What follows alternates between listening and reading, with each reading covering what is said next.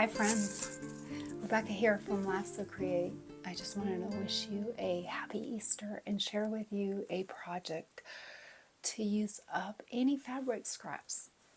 As you guys probably know, I like to use things that are upcycled, recycled, inexpensive, or just put things to good use and get crafty. So I just wanted to share this project with you.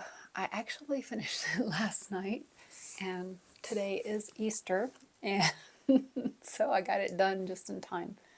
Well, I probably should have started like a month ago, because clearly if any of you wanted to do something like this, it's a little late putting it up, but maybe you can save it for next year and tuck it away as an idea for next year. Super fun to do with kids. And if you've ever seen Easter trees, the first time I saw these eggs, these are real eggs, was in Bavaria. And my parents bought some of these hand painted, not these, but some hand painted eggs in Bavaria, and I just have a fond memory of just how magical they were. And so I thought I'd try my hand at making some, and I had some fabric scraps, and I thought, what a great way to use up those scraps. So what I did was I just took some inexpensive white eggs and I put a little pinprick in the top and bottom of the egg. I actually used a hat pin because I had some. Enlarged the hole by putting in some more pinpricks and kind of taking the pin and kind of enlarging the hole ever so gently. We lost one, surprise. But then you take a straw and you put it on the other end of the hole and just blow the yolk out.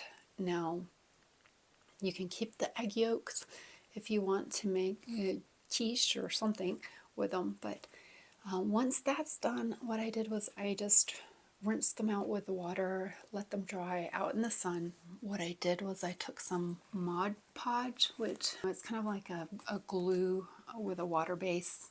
You could probably take like a regular school glue and dilute it down with water. And then the other thing you'll need for the project is just some embroidery floss.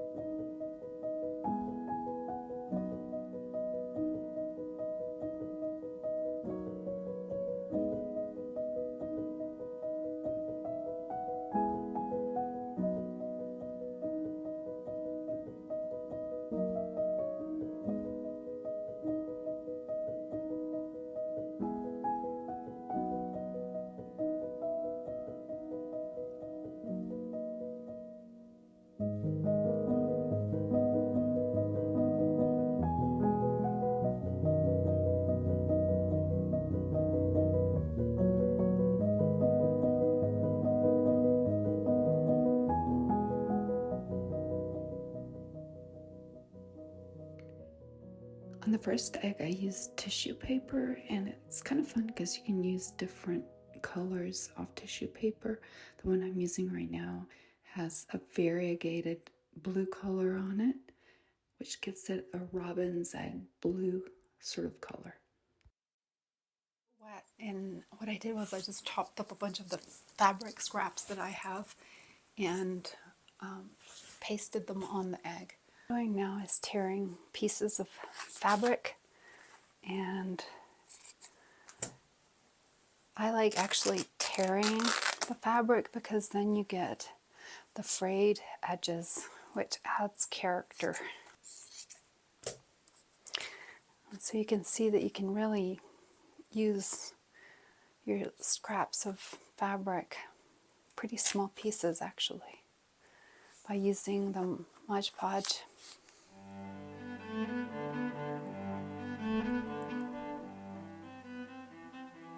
And what I like doing too is I like adding little slits in the fabric so that it kind of conforms to the shape of the egg easier.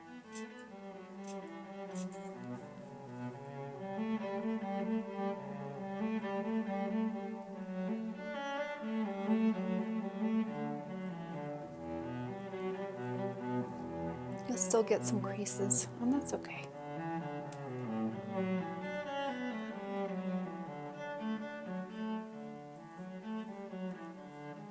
You can actually soak it fairly well in it too, in the Mod Podge.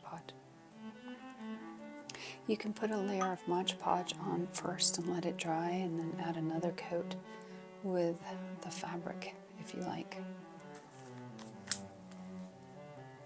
Just have a sink nearby because it gets messy.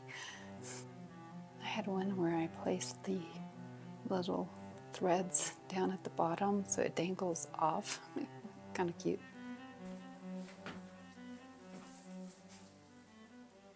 Then I came back and I did some of them with a gloss version of the Mod Podge.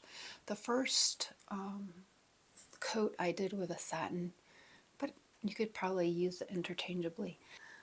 Some acrylic paints. And then so for this last one, it's another bit of fun is painting it by hand. And you can prime it with a Mod Podge if you'd like. But I'm going to do this one without and freestyle it. And if yours is crooked like mine is, you can always put a ribbon on there as well. And it dries pretty quickly, actually. And you'll want to have some really small brushes.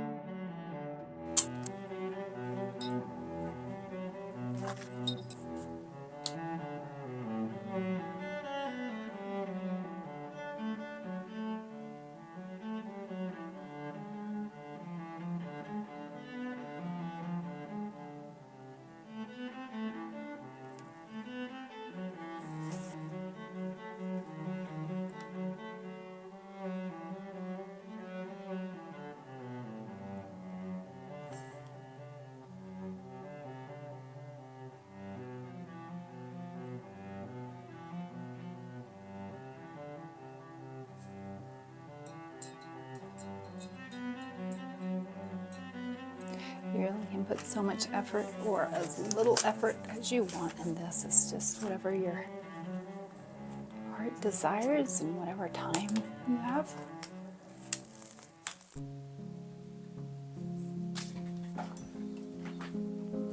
I did some of these fun little streamer things with just the leftover scraps. It's kind of shabby chic, but it's a lot of fun. And I'm going to show you some close up.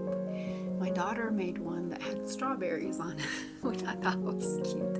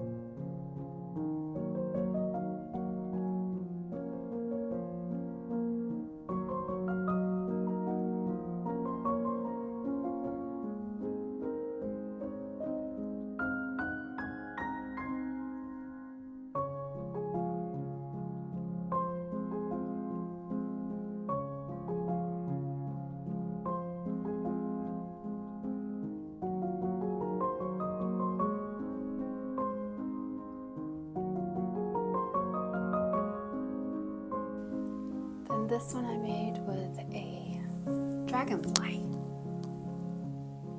And then another one that's just dabbed.